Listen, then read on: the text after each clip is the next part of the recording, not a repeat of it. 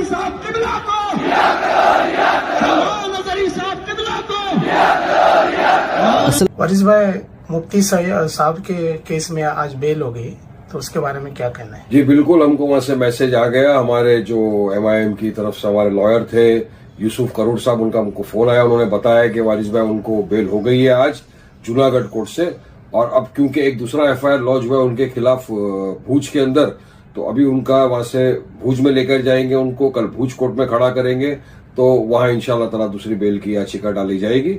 और हमको यकीन है कि वहां भी उनको बेल मिल जाएगी, क्योंकि तमाम लॉयरों का एक ही मानना है, कोर्ट ने भी माना है कि इसमें कोई हेट स्पीच तो था नहीं, कुछ आस्था को किसी को ठेस पहुंचाए नहीं। तो हमको कायदे कानून पे भरोसा है।